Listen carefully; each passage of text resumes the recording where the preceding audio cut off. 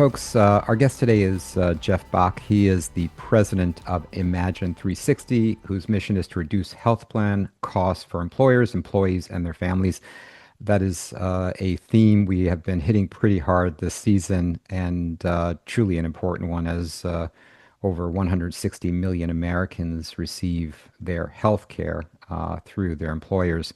Jeff has over 3 decades of experience in managing and growing healthcare services companies. He is an expert, and I'm so glad to welcome him today. Jeff, how are you doing? I'm good. And thank you very much for having me. Looking forward to the conversation. Me too. Um, so, this is an area that is extremely important. And in our emails leading up to this conversation, you actually cited some stats about the percentage of Americans that forego uh, clinical care, medical care each year, and the impact that has on their health. And it is a stat that is literally stuck in my mind since I received it. I'm happy to share it, but if you like, you can as well, because I think it's shocking. Yeah.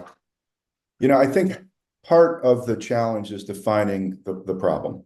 And I think two stats jump out to me, and that is roughly 60% of employees just don't have the discretionary income to utilize their plan. And as a doctor, right, you know how important it is to be in the prevention business.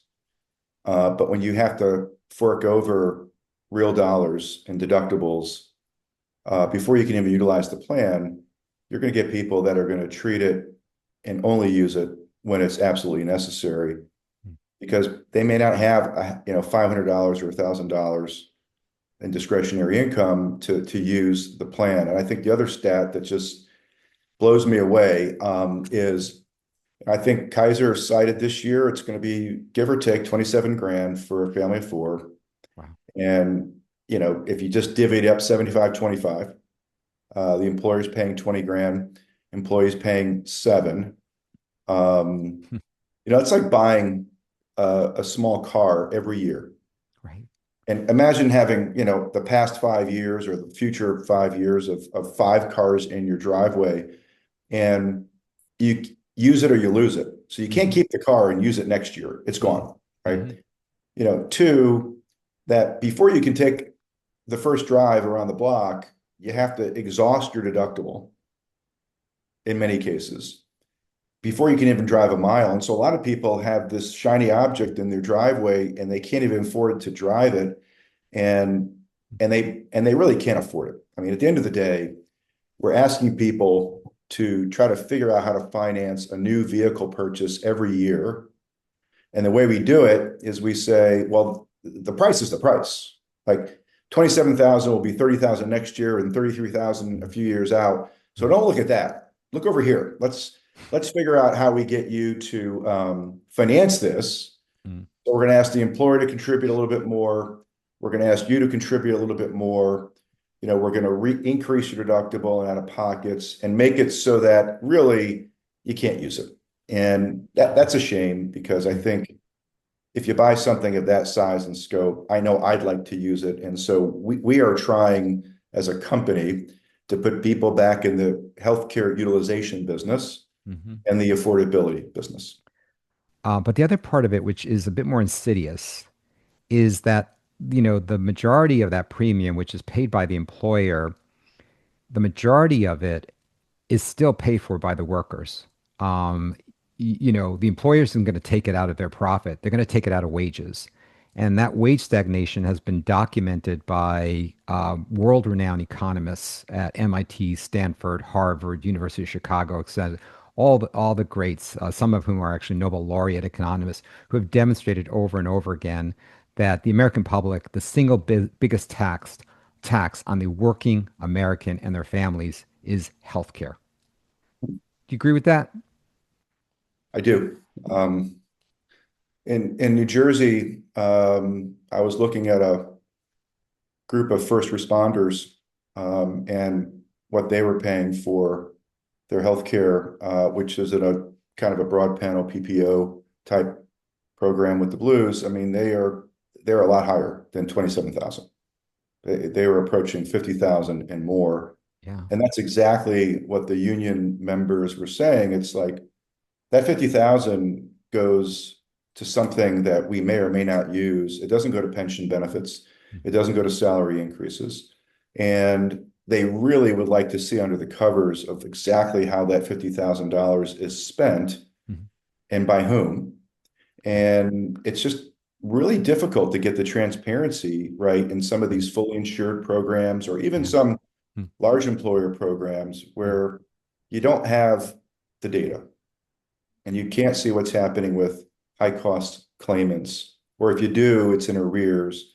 And you're mm, certainly not getting DRG level information, right, on your employees. You're mm, not getting inside baseball information on scripts being utilized. And mm, I don't know, how is it a fair fight when you mhm, don't have the data to be able to use to be more mindful about your plan design and how you want your insurance partner to help you better manage your employees so that they can access care and then get ahead of things that could be potentially more expensive. I mean, the 30% number and the mm, 70% number, meaning 30% are not getting the care that they should, and another, call it 60, 70, can't afford it when they need it. So they're trying to figure out a way to finance their deductible and out of pocket. There's been a real spike in mm, high dollar claimants mm, over the past year, and I fear that it's going to continue. And I don't pretend to have the original cause.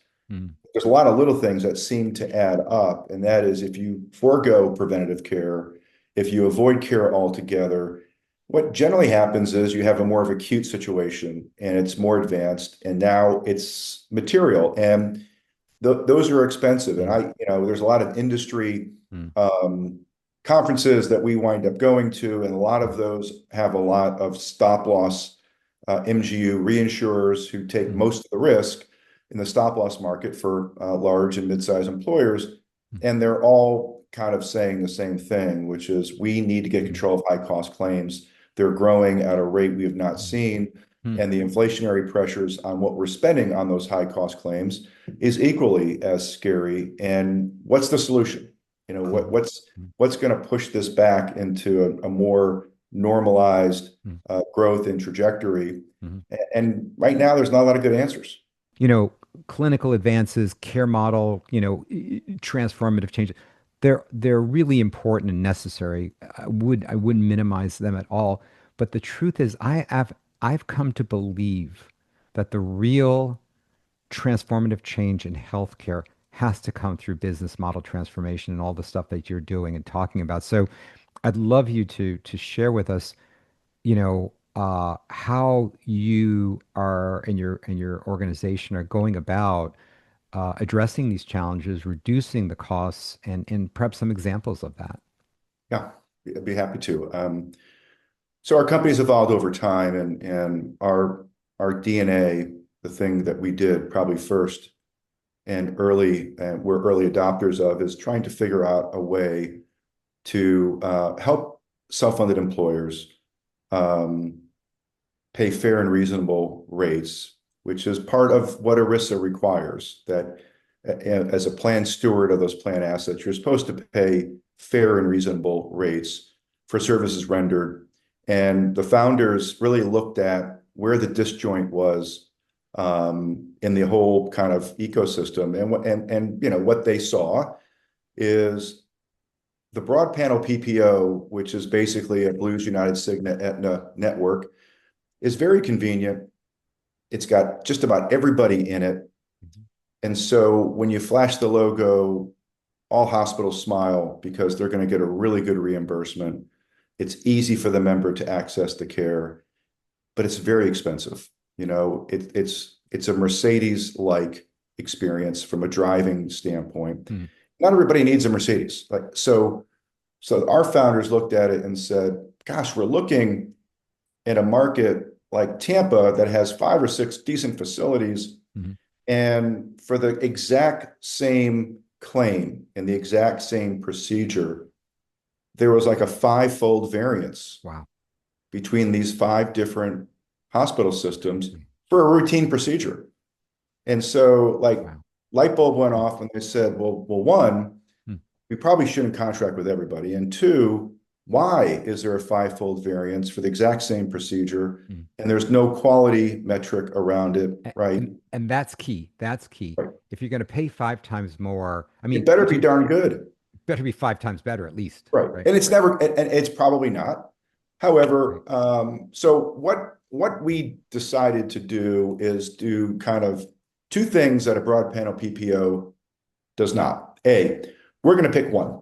Mm. We're going to go to a market and we're going to pick one system that we feel has the quality and the desire to be more competitive and wants to work with mid to large size employers, not necessarily through the intermediaries of the Blues, United, Mm. Cigna. Mm. So we try to pick a system that's got high quality. And then for the ones that get utilized on emergency basis or get scheduled, we use a very simple approach. We take their actual cost to charge for a service, which is published and CMS has it. Mm. And we look at that and we say, what's a fair margin above their cost? Probably 12%. Or we take Medicare and we add 20% to Medicare, which is the largest payer in the United States. And we look at the greater of those two. And when you do that on tens of thousands of claims, it winds up being about 138 to 140% of Medicare. And that's how we reimburse hospital systems where we have a relationship with an employer, but we don't have a contract with the system. And that has been the way the company was founded and started. Mm. And over the course of time, that's been a pretty good metric. And what we're learning is that, we pay quickly. If necessary, we will prepay. Mm-hmm. We will make sure that members pay their responsibility, so the hospital doesn't have to go chasing members. Mm-hmm. And I think people should know that hospital systems make margin on Medicare reimbursements. Mm. And so getting 40% or more is pretty good. It's not two or three times Medicare, which you find in some PPO Mm. networks. So it's Mm. not quite that high, Mm. but we weren't hired to pay what's average. We were hired to pay what's fair and reasonable and bring fairness back for that employer Yeah. who I think otherwise would have no idea that they were Yeah. paying 3 or 4 times Medicare in a broad panel PPO arrangement. So that's kind of the first thing we do Right. to bring fairness back to the process. So Jeff, let me ask you a question. With the preferred contracted healthcare system, so you're saying you do use this sort of reference-based pricing with them as well as is that part of the We don't. When we have a direct contract, we typically are getting a more competitive rate than you would see in a got traditional it. PPO environment. Mhm. We use that reference approach on anybody other Other than than okay. the system that we have a direct contract with. So like in Philadelphia, Yeah. which is an easy example, we have a contract with UPenn, Mhm. and we use our reference approach for those around UPenn that are not part of the UPenn system.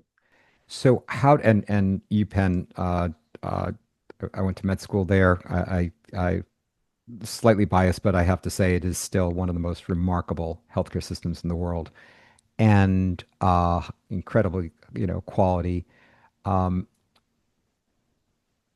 how does contracting, though, with one provider group like that, one healthcare system, how does that, I see how it improves quality and creates sort of a consistency of quality. How does it lower costs, though?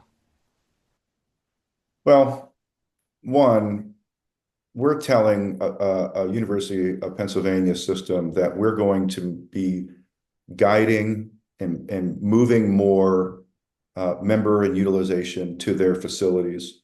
We're going to increase the drive time that folks who live in the Philly area will make in order to go to a Penn facility.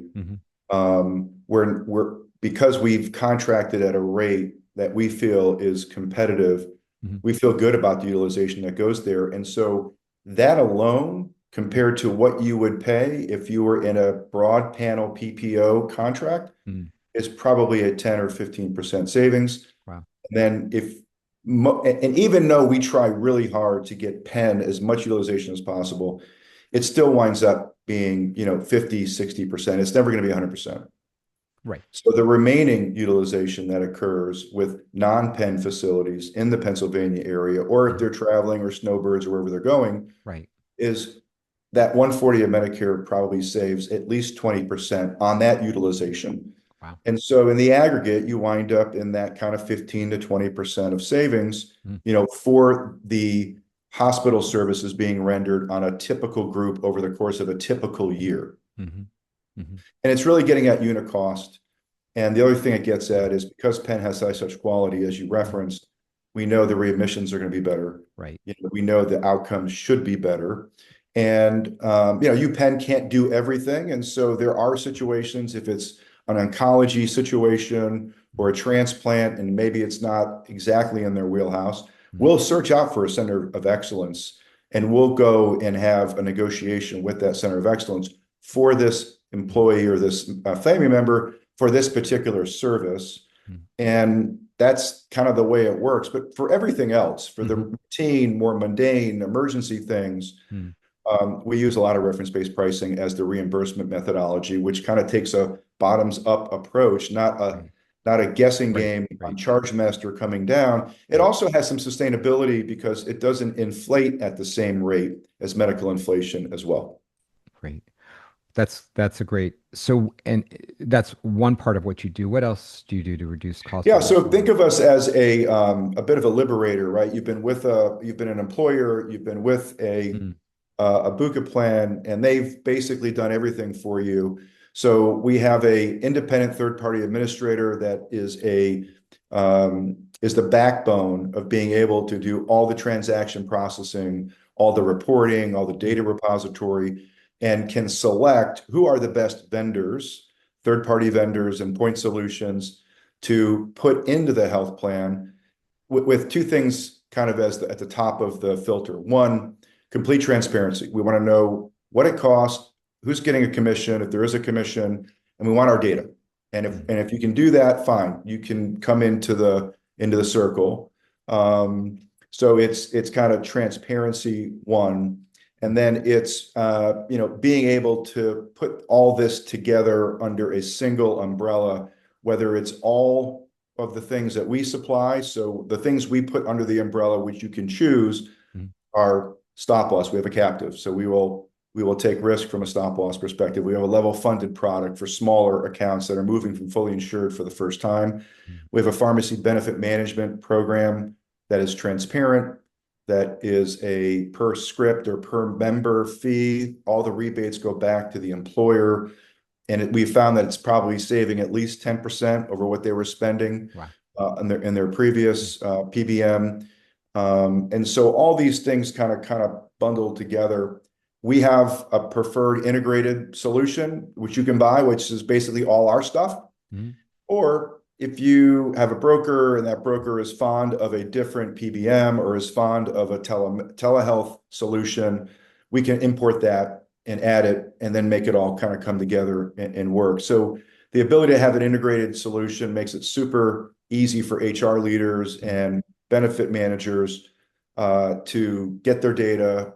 And I think that on the other side, what we really like is when somebody calls in, a member calls in for a particular question or has an issue, Mm. they're going to talk to one person. That person's going to quarterback them through anything they have to do, Mm. whether it's talking to one of our nurses about a diagnosis, Mm.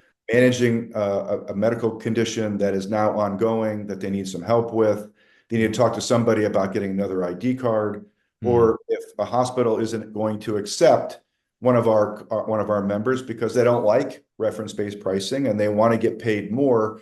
We Mm. have a team of people who will then work with that hospital, negotiate with that hospital in real time, so that member can get seen and serviced for that particular condition or instance. So it's a lot that we can do Yeah. that we've put together, but the theme is this: that Yeah.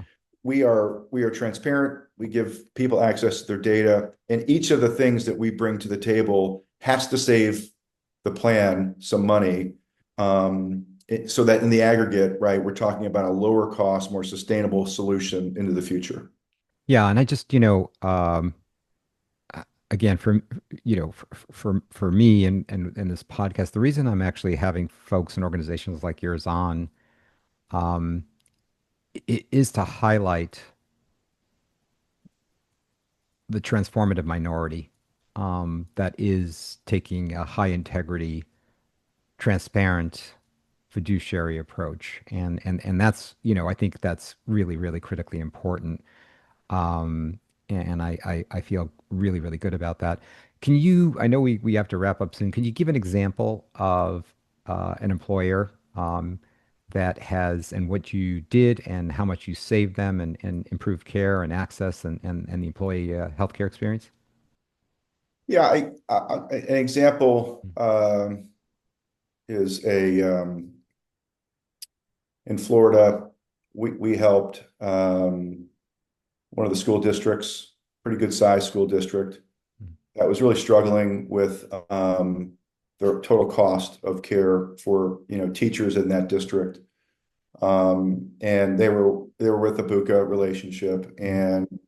and we were invited to kind of bid. We didn't Mhm. win it the first go around, but eventually wound up becoming their third party administrator, and that gave us the opportunity to kind of inspect what we expect. Let's look at your contracts. Let's look at the PPO relationship you have. Let's look at your pharmacy benefit manager. Let's think about where utilization is happening. Mhm. So they were really struggling financially. After a couple of years, what we did is we set up a on-site clinic. That on-site clinic was free to all of the teachers and their families. It was in a location that was pretty convenient enough.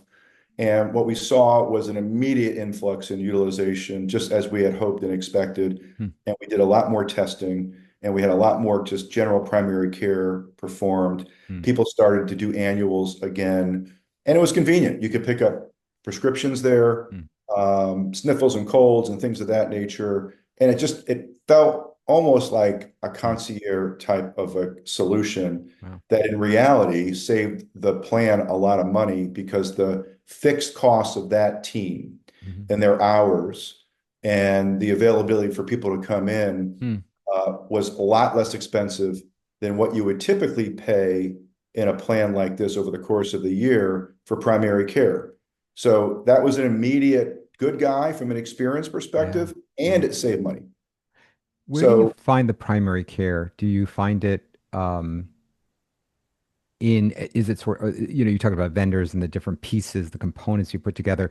Do you find that the primary care offering, as you work with employers, comes from these large systems, or do they come from elsewhere, or is it some combination dependent on the location?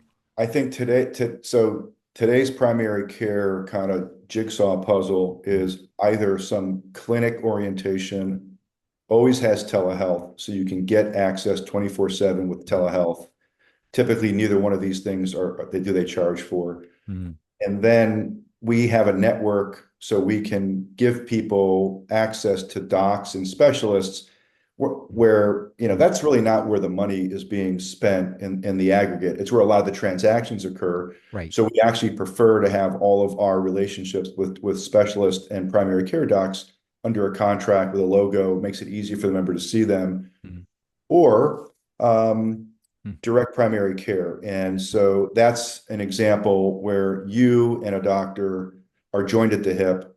The plan is going to pay that doctor monthly, Mhm. a PEPM, and you as the member now can use that doctor and their office on an unlimited basis Right. for all your related care needs. And they become kind of your partner in your journey, and they'll direct you to specialists, or if something worse, make a hospital visit, and get you signed up for that. So Right. Right. those are like the four areas that are, still evolving, and it's really a matter, it's a bit of a What dial, what are the how the four what are the four employer feels about it. what are the four areas? It's, telehealth, 24/7 virtual with mental and health. So you can Yeah. have both, general stuff and mental health. Two, near-site on-site clinics that could Mhm. be at the employer or a Mhm. stand-up third party. Mhm. Um, Three is just having you know, a contracted list of people who will see the members, who will see them not in 6 months, And so that contracted network that people can go on and pick and choose and make their own appointments if they like. And then lastly is direct primary care, which is really aligning and paying a monthly fee Mhm. to get every one of your employees aligned with a physician who will be their care navigator and caregiver, and hopefully improve their overall quality of life. That's great. That's brilliant. Um, I know our time is kind of at an end here. Any any final word, any comment? And I just want to say to folks, go check out the Imagine 360 website. I love your examples and your stories of the employers and the pictures, and again, it reinforces that none of this is hypothetical or theoretical. This is stuff that you and others are doing, actively proving many things, one of which is what you just mentioned, that primary care and preventive care is relatively low cost. I mean, it's not it is low cost in the scheme of things, and yet it actually prevents tremendous high cost, in terms of reactive care. So, but you're demonstrating that this approach works. Any final thought? I would leave you with sometimes people think in absolutes, and healthcare should not be an all or nothing proposition. So some of our largest relationships, some of our biggest wins this year Mm, have been with companies with 4,000 employee lives that have had historically a BUCA PPO program. They weren't ready to quit it, but they brought us in. We now are an option. So we've got a bookend, right? mm, We've got the more traditional stuff, which is pretty expensive here. mm, We have an Imagine 360 solution that's here. The price is going to be different, probably materially. And now the employees get to choose which of the two they want to work with. Like, I can't afford the Mercedes. I'll take the Chevy. mm, Tell me what the Chevy rules are. And they're delighted to think about a different way of consuming healthcare. We're seeing on average, a $2,000 to $3,000 per employee savings per year, with some of these accounts this year that we've come in with a dual option that are larger. mm. And so if you're sitting there as an HR leader saying, I can't do that, I can't take on that much Right, change, right. or I'm worried my employees are going to get nervous about it, don't fret, right? The power of the and versus the or Love is it. alive and well in healthcare. And the more ands you can give employees, I think the more they'll take you up on it because they're struggling because of the cost. They'd like to consume more care. Mm, And if we can make that work, I mm. think we'll all be better off long term. I love that. The power of the and versus the or. That may be the title of this episode.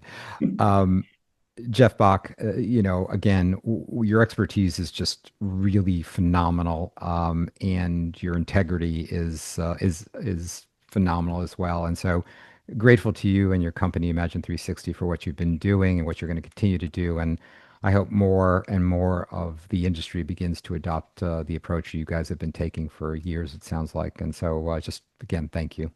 Yeah, thank you. Thank you for the time, and thank you for giving us a platform to talk more about ourselves, and really appreciate it. Thank you. Thank you, Jeff.